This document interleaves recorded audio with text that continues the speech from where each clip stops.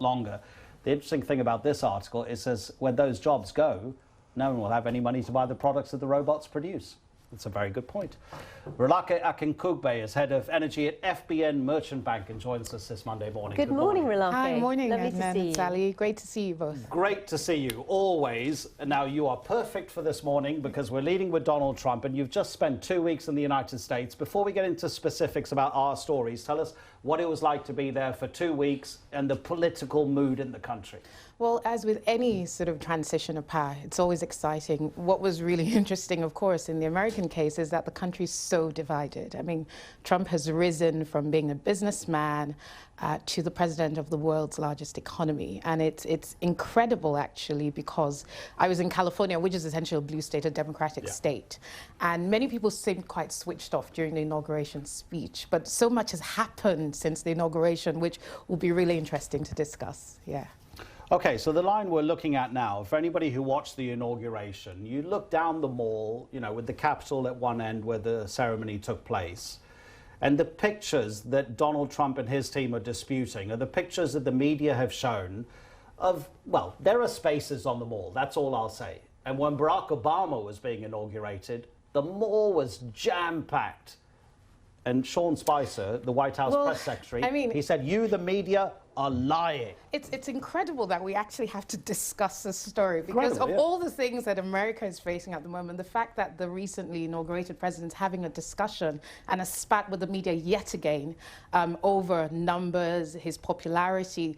I mean, it's really concerning. And the interesting thing is the White House press secretary, his first appearance actually was subsumed with this issue of numbers at the inauguration.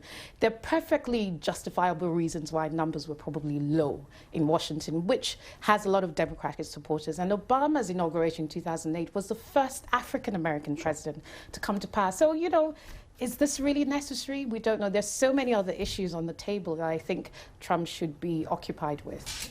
I have to say, I totally agree. I feel uncomfortable when we talk about the media, okay? But the fact well, I mean, look, it's going to be a long 4 years. No, the reason I feel uncomfortable is I agree with you. I think there are far more important things to talk about. Yeah. But when Kellyanne Conway, who I believe ran his campaign and is now a special advisor to the White House, says we're going to present alternate facts. What was the exact phrase she used? Alternative facts. Alternative facts, which was to a TV host who was saying that Sean Spicer has been talking falsehoods. She said, no, they're not falsehoods, they're alternate facts. Look, I mean, I'm not even sure what that means, but the point is, when you've just come into power, you really need the media both as an ally and a scrutiny to provide a critical view on your policies and the things that you do for the country. And I think it's important for Trump to build bridges over the next 4 years, because it would be a very long ride.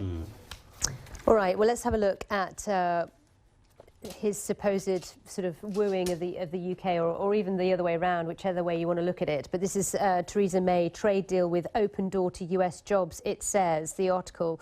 Interesting, I was reading this article talking about, you know, a deal within weeks, etc., but actually the UK can't negotiate any deal with the United States officially until it leaves the European Union. This is obviously, anything that happens is really going to kick off post-Brexit.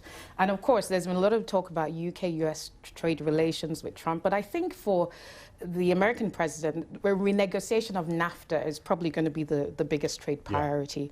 I think it's obviously important for both Theresa and May and Trump to start to build some rapport ahead of these more critical decisions. But I think really in renegotiating with Canada and Mexico around NAFTA, there's a perception in America across the board that NAFTA is causing the US to lose manufacturing jobs.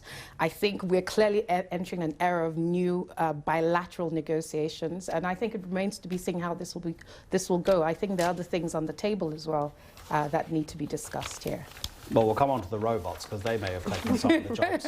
Yahya Jammeh, from your part of the world, West Africa, and West African leaders were threatening him with military action if he didn't step down after losing the election to Adama Barrow, and finally he left. He left smiling. He left smiling. I mean, look, this is a very interesting story because for a very long time, when I speak to colleagues or classmates, one of the things people often say is that there's a lot of talk and rhetoric in West Africa, particularly around regional cooperation, and not enough action. But I think this is really a validation question of interventionism in the region, as well as the fact that regional integration can work if all the right forces pull together.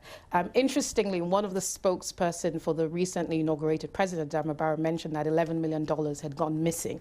And I think that's to be investigated. I was going to say, because when you said he left smiling, I was thinking, yeah, he's probably thinking about what he's taking with him. We'll see. But, you know, 200 military coups in West Africa since independence. And the last successful one was actually Jammeh's coup in 1994. So this is a major victory for democratic transitions. Are you disappointed with how little coverage there's been of this? Because, I mean, we were just saying this morning, weren't we? We found it had really to find it hard here. And I think perhaps the rest of the media, reads democratic transitions are quite normal in liberal democracy. But actually, Sub-Saharan Africa is still fairly young in this experiment. So I think it's a major victory, which a lot of other countries and other sitting regimes across the continent can take a leaf out of, really. You bet. Yeah. China Daily, they've got it sort of splashed in very large print across their business section. To Russia with energetic love. This is talking about what they describe as a mega overseas project for liquefied natural gas. How significant is this? This is a big, major boon for Sino-Russian relations. I mean, Russia has been on a 15-year-long exploration of the Arctic region. You know, with the US sanctions and EU sanctions still biting in terms of revenue for the state, this is really quite important. And I think it clearly reinforces the fact that China is still a big demand market for gas globally. If oil prices are also recovering, we know that for many LNG contracts, they're indexed oil prices. So we could actually see prices for gas gradually rise over the next decade, which would also be quite good for Russia. Interestingly, this project, the Yamal project, will be producing at peak 16.5 million metric tons. That is a major, major investment in the country. And I think we're likely to see more of these types of deals come to the table. Important for both Russia and China. Important for Russia and China, for Russia as well, because it's kind of reinforcing its role in the Arctic region, but it probably will also want to build relations with other Asian countries like Korea and Japan. Okay, I know you like this robotic story, and Larry Elliott has written in The Guardian saying that when the robots make all the products, they'll have the jobs and there won't be anybody to buy the products. Well, maybe you have to make robot consumers then. I mean, this is really interesting for me. So because we're redundant, right? I've just come from Silicon Valley, and automation and technological change is all the rage. I mean, we saw self-driving cars by Tesla, by Google. The interesting thing is that I don't think robots and automation will completely replace human beings, particularly for those types of jobs that have to do with external variables. Clearly, if you have a factory line where you're doing the same type of work with the same parameters, fine, use robots. But where there needs to be a degree of discretion applied, I'm not sure robots can do the job.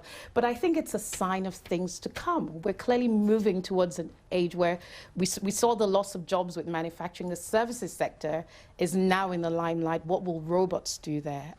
It'd be very interesting to watch.